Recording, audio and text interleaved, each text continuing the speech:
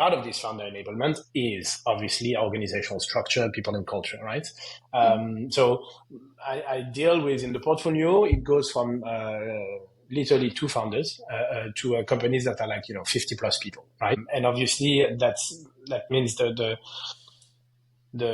range on both culture and way to work on this culture is super broad, super broad. We have teams that are very Danish. We have teams that are very international. We have teams that are not based in Denmark.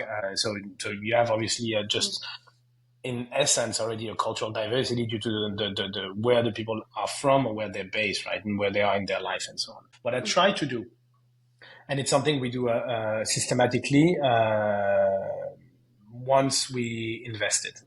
So what I try to do is, first of all, we have what we call like a kickoff meeting, where we're going to sit down with the founders and look at where do we need to be in 18 to 24 months time in terms of inflection points, both in, product tech, go-to-market, people and culture.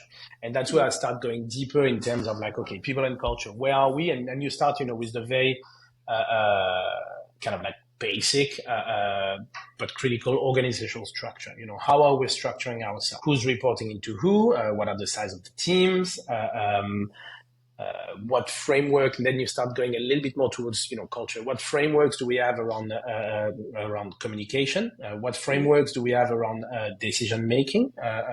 Who can decide what on what without being in the room or not in the room and everything? Those frameworks are the ones that actually start defining what kind of culture you want to have. I used to go in those discussions with the founder saying, okay, what is your culture? And then you end up with, pardon my French, with some bullshit branding around words that are like just, empathy, get shit done. And you're like, yeah, that's awesome. That's great words. But what's behind the words? Exactly. I don't believe culture is just words you put on the wall on a website. Culture is action on a day-to-day basis around things that you believe in, around your values, on what's important to you. So understanding how the founders are building this organization or want to build this organization when they're very early stage around framework of, discussions, decision making, the things that actually shape your culture, for me is more critical than the buzzwords. And then from this, we can actually start to get some words, some values that are actually linked to how they want to build a business, and then potentially as well around the mission and vision about the business, the long term of what they want to achieve, right? For me, that's the culture, or at least the first framework and foundation you want to put on your culture.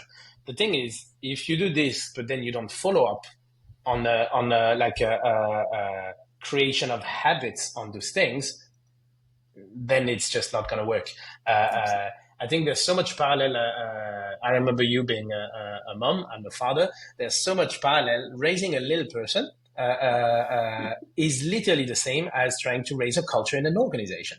If you just say one time in their life, don't put your foot on the table when you eat, they will put their foot on the table when they eat because you don't create a habit. And it's literally the same about creating a culture. It's creating habits. People are just creating habits, right? And when you say like, people are not fitting, like so many times with founders, when it will happen. We're early stage, people will leave. That's just gonna happen, right?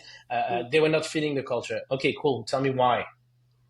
If you don't explain why, then you're just using it as a general excuse. And then actually you're probably creating bias and you're probably letting somebody go because they were not, behaving like you wanted to behave. But that's not the same, behaving and creating habits, right? So those meetings are great because it's about, like I said, analyzing, sparring, creating frameworks, creating habits, and then helping them looking at how do I keep on engaging on my culture. I think at least until Series B, at least let's say Series B, Series C, or when your company hits 100 people, the founder's job is literally to drive the culture of the organization. And then you start delegating. But like when you're like, when you're 50, at least when you're 50, you should know everyone by their first name. You should be able to engage with those people on maybe not a day-to-day basis, but on a weekly basis. And when some founders are like, oh, but I don't really feel like doing this. Hey, I'm sorry, buddy. That comes with the responsibility of the job. That's just it. There's many things you can delegate, but not everything.